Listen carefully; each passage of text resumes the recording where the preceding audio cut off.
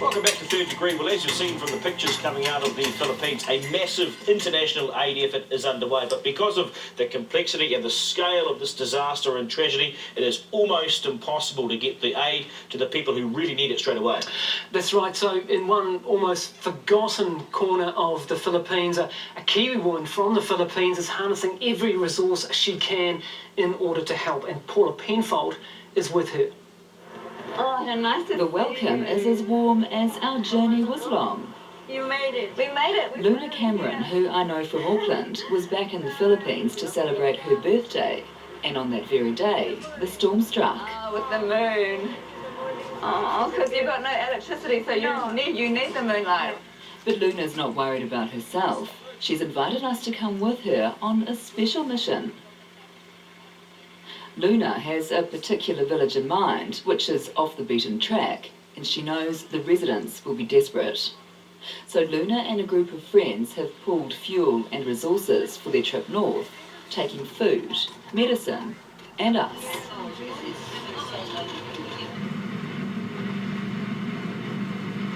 And here's why. Along the coastline, the damage becomes exponentially worse the further we go. It's a surreal scene, like the set of an Armageddon movie.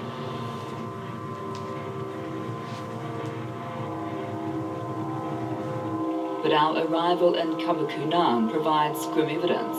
This is real.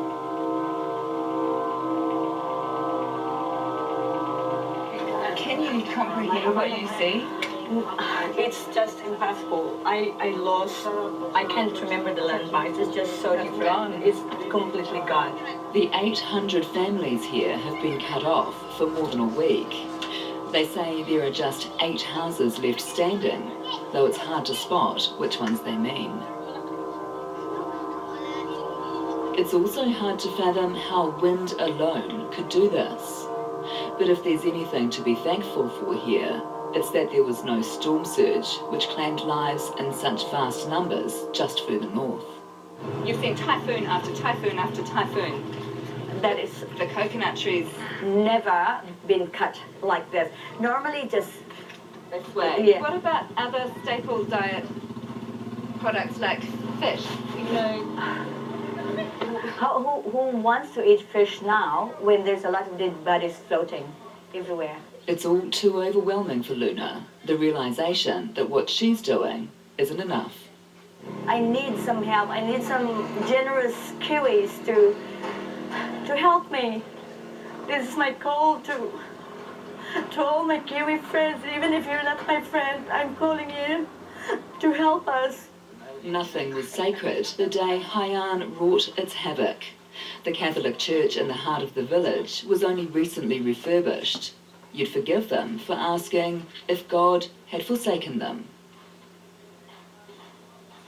But village elder Norbert Adonis typifies their resilience. what's your home like now? Na ano daw yung bahay? The rock will cut the storm. No roof? Cut full. What happens when it rains? Anong gagawin niyo pag umulan? When I sleep, I need only umbrella. You sleep under an umbrella. And hold the umbrella because when you have some rain, how can I sleep when you have water? Right now the dead are still being counted. Nobody even knows how many people have died, although we do know that it's in the thousands. But without being disrespectful to the dead, is this about the living now? This is all about survival. How these people can move on and rebuild their lives. It's very humbling to be here, and the people here are so grateful. All we hear is a constant thank you, thank you, thank you. It is humbling. I actually cried when I hear them saying thank you, thank you. Thank you for remembering us. Thank you for thinking of us, that we exist. Because these people are forgotten. Or are they? Here for that. There's a helicopter coming. Hang on. Oh my goodness, look. Let's go. Yeah, there you go.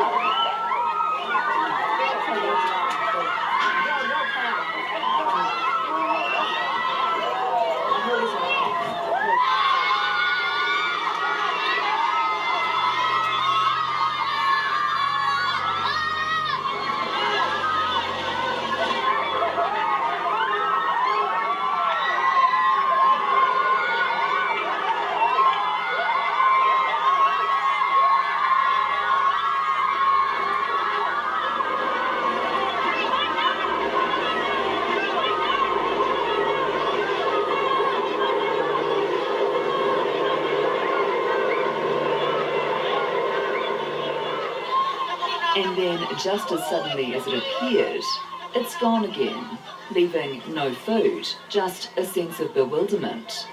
Hope disappearing into the horizon.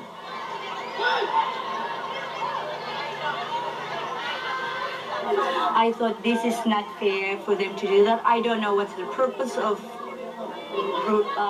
for them flying over. Maybe it's a good thing. Maybe they're assessing. Maybe they'll come back. Maybe another day. Maybe another day. Maybe another Let's day. make help. I'm hoping maybe tomorrow or another day we come back.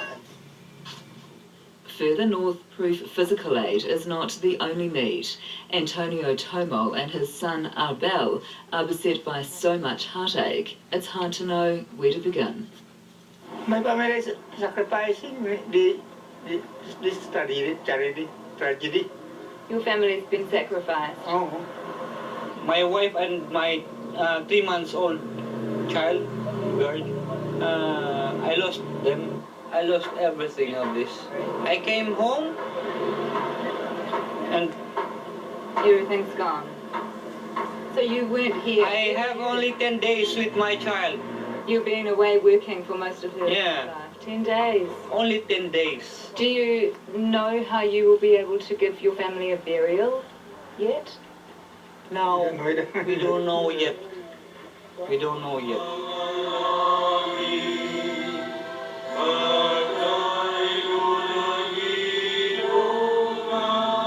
When there are communities that can't even bury their dead, it's no wonder that people are asking for divine help, for their suffering to end, and for the strength to recover.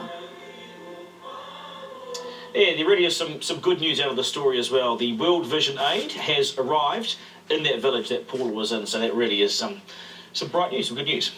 And if you want to help World Vision, here are the details. Don't worry if you can't jot it down right now, the details are on our website too. And we should also thank World Vision for assisting us, helping us with that story. 670, good bid.